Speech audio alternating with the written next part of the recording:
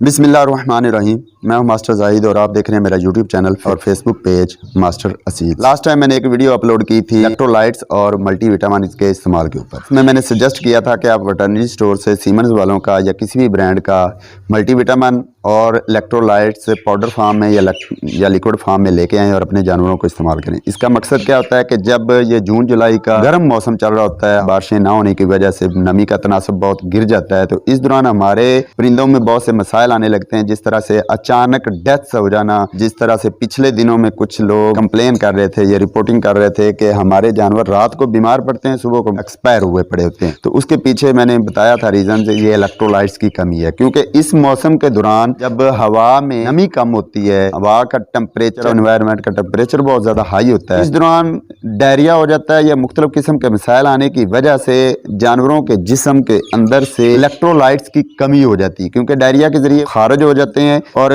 उनका जो खुराक सोर्स है, जो मेन सोर्स उनकी खुराक जिससे वो इलेक्ट्रोलाइट्स हासिल करते हैं, वो खुराक सही से हजम नहीं होती और उनको प्रॉपर इलेक्ट्रोलाइट्स मिलते नहीं है, जिस वजह से उनका इम्यून सिस्टम जो है, कुव्वत मुदाफ़ियत वो डाउन पड़ जाती है, कई किस्म के मसाइल का सामना होता है। उसके लिए मैंने सजेस्ट किया था कि आप वेटरनरी स्टोर से इलेक्ट्रोलाइट प्लस मल्टीविटामिन का सीमेंस वालों का पैक है वो लेके आए। लेकिन कुछ दोस्त जो दूर दराज के इलाकों में रहते हैं, जिनकी पहुँच जो है वेटरनरी स्टोर से बआसानी नहीं होती, जो रिलाय नहीं करते अंग्रेज़ी दवाइयों पे, वो देसी दवाई उनको ज़्यादा ज़हनी तौर पे वो उस पर रिलाय करते हैं या देसी दवाइयों को वो ज़्यादा सूटेबल समझते हैं, तो उनके लिए मैं आज की वीडियो लेके आया हूँ कि आप नेचुरल सोर्सेज जो देसी जड़ी बूटियों से या देसी तरीक़ों से कैसे आप अपने जानवरों को, अपने परिंदों को बआसानी ये इलेक्ट्रोलाइट्स और मल्टीविटामिन प्रोवाइड कर सकते हैं, जो कि बहुत सस्ते हैं, आपके किचन में, आपके घर में या आपके आसपास बआसानी दस्तयाब हैं। तो 6 बेसिकली इलेक्ट्रोलाइट्स हैं जो किसी भी जानदार के जिस्म की रिपेयरिंग, उसके अंदर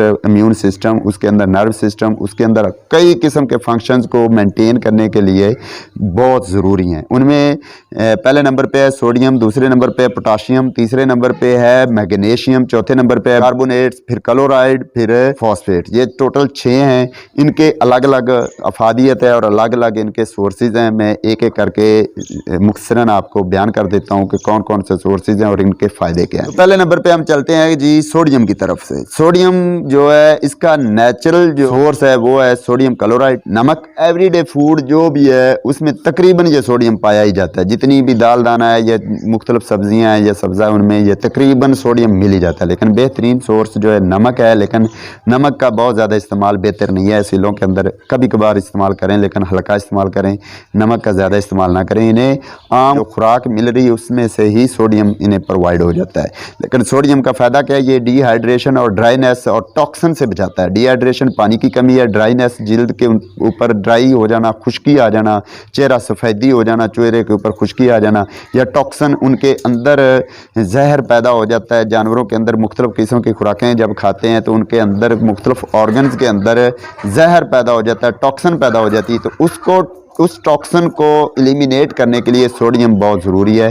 डिहाइड्रेशन और ड्राइनेस को ख़त्म करने के लिए ये सोडियम बहुत ज़रूरी है। दूसरे नंबर पे चलते हैं जी पोटाशियम। इलेक्ट्रोलाइट जो पोटाशियम है इसका सोर्स है स्पाइनच, मतलब पालक, पोटैटो, आलू, कुकम्बर, खीरे, पम्पकिन्स, कद्दू, टोमेटो जो है, टमाटर का जूस, किडनी बीन्स मतलब लोबिया। ये चीज़ें पोटाशियम की बेहतरीन सोर्स हैं। इनमें लोबिया जो है आजकल मंडियों में बआसानी मिल जाता है, सस्ते में मिल जाता है। तो लोबिया का इस्तेमाल करें, टमाटो का इस्तेमाल करें या टमाटर के जूस का इस्तेमाल करें, टमाटर के अंदर से जो बीज निकलते हैं उनका इस्तेमाल करें, खीरों का इस्तेमाल करें। ये बेहतरीन सोर्सेज हैं पोटाशियम के। और पोटाशियम का फ़ायदा क्या है? ये मसल्स को स्ट्रॉन्ग करता है और नर्व सिस्टम को रिपेयर करता है।